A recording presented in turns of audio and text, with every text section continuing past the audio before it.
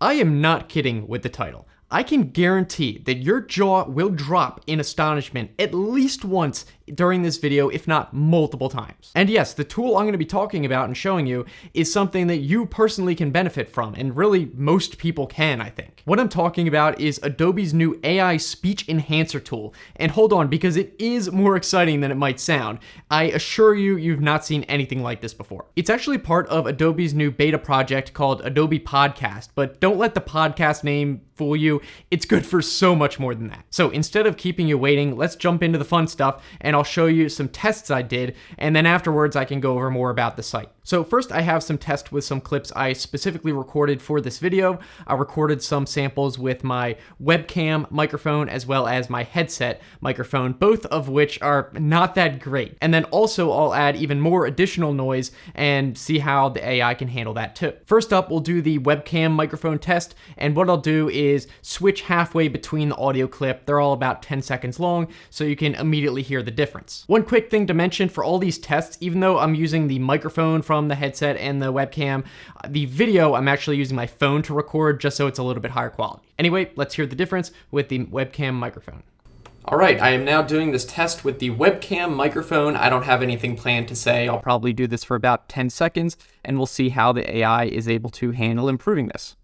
So yeah, the result I would say is actually amazing. You heard it yourself. There was a ton of echo that was gone. I think there was even some ringing in the background that was also gone. I would say it legitimately sounds like I was using an extremely high quality microphone, like a condenser microphone or a close-up dynamic microphone or something. Now, I don't think I need to explain why this might be useful to pretty much anyone, but we can go over more of that later. Let's continue with the tests. This next test is also using the webcam microphone. However, through the speakers while I was talking, I played some cityscape noises like cars on the road, that sort of thing. You'll hear what I mean, and here's the difference. All right, this time I'm using the webcam. However, I have some cityscape noises playing in the background. Should be a pretty good stress test. I'm curious to see how the AI can deal with all this.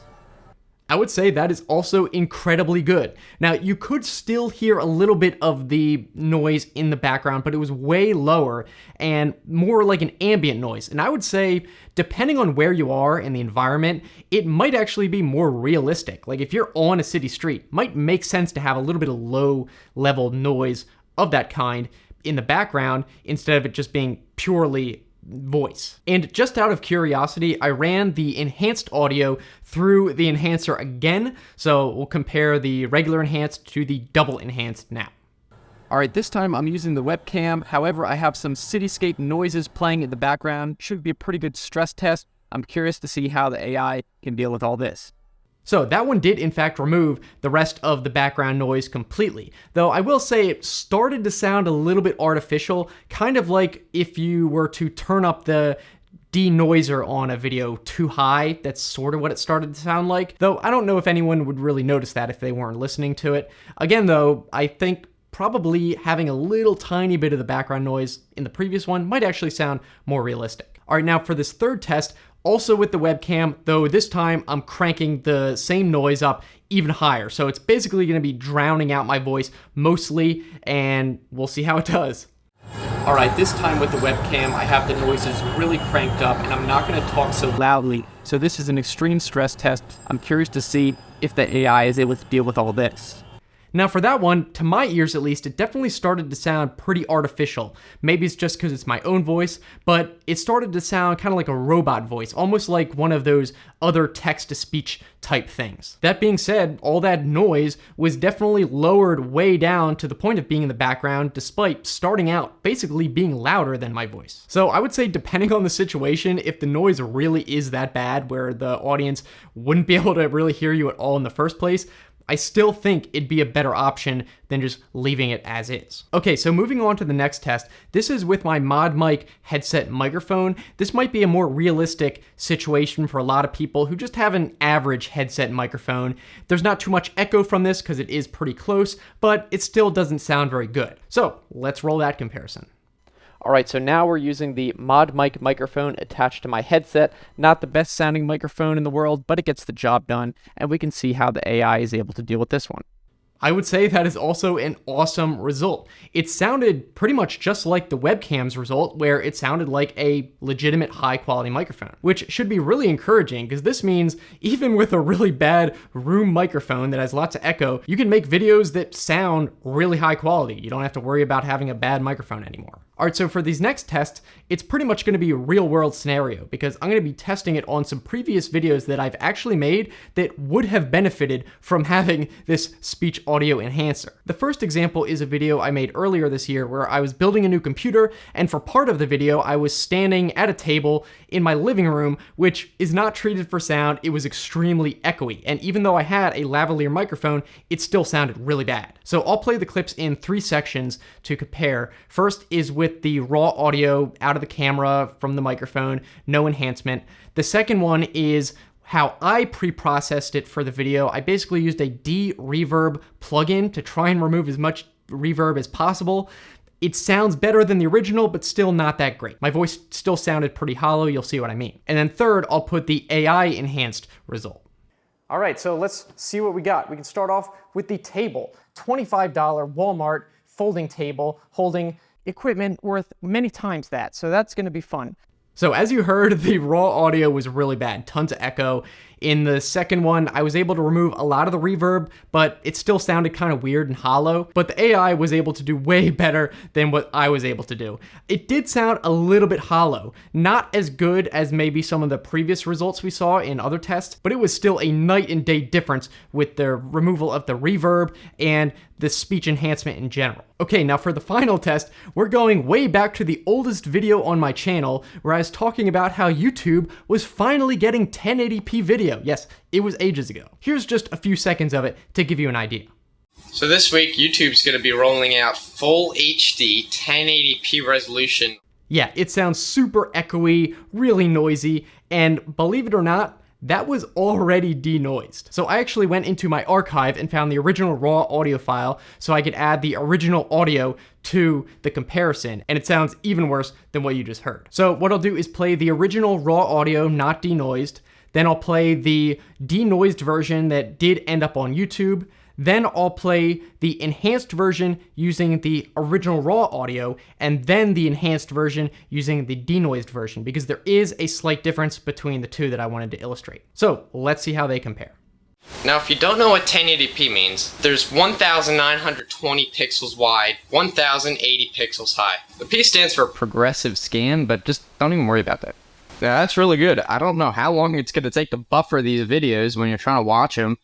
Again, incredible results, I would say. It basically was able to remove all that reverb. Maybe a little bit was still left on the high end, but I'm really nitpicking, I think. You might have noticed that the first enhanced clip had a little bit of noise in the background, whereas the second one didn't. So it seems that if you have a crap ton of noise in the original audio, it might benefit from doing some initial denoising, at least a little bit, or I guess you could just denoise the enhanced version. Either order would probably work, but still pretty crazy. All right, so now that you've seen how well it works, let's go talk about the site and the project and all that. Now, if you go to podcast.adobe.com, don't worry that you see it says request access. Even though the Adobe Podcast Suite is currently in closed beta, you can access the speech enhancer tool right now without having to wait.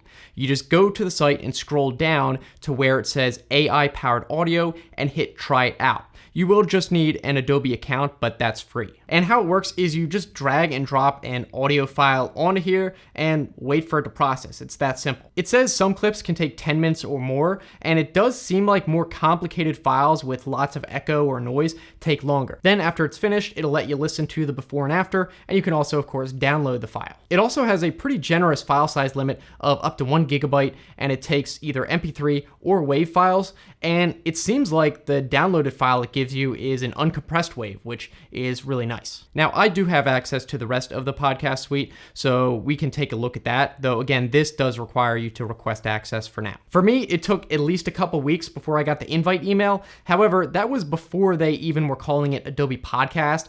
Before it was called Project Shasta, so they might be rolling it out faster than when I signed up. I don't know. Anyway, this is how it looks when you're logged in.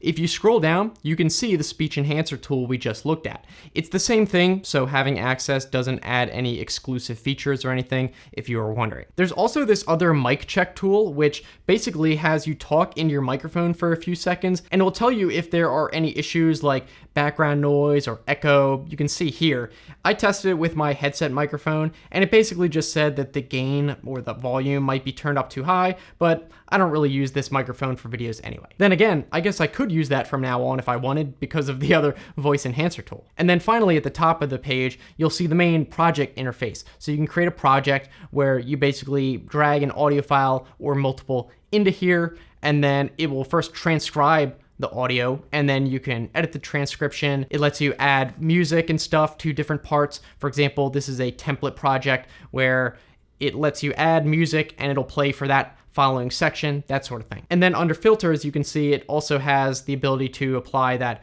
audio enhancer tool. Now, this whole audio project thing is not really something I have a need for. I just really like the audio enhancer tool, but still kind of cool. So you might be wondering after all this, how this can actually benefit you. Why should you care? And if you haven't thought of any ideas already, I'll give you a few right off the top of my head. First, if you are doing a presentation for school or work, the thing is with audio, bad audio is often way worse than bad video. People can usually tolerate low resolution video and stuff, but if you have really annoying echoey audio, that is like really annoying. So having something like this, if you ever need to do some kind of audio recording for whatever reason, this is gonna be extremely beneficial for really anyone. And even though this only applies for stuff that's pre-recorded, I think it's only a matter of time before we have something like this that will work in real time, so you can use it in like conference calls and stuff like that. That will definitely come at some point. So let me know if you guys have any uses for what you want to use this tool for when it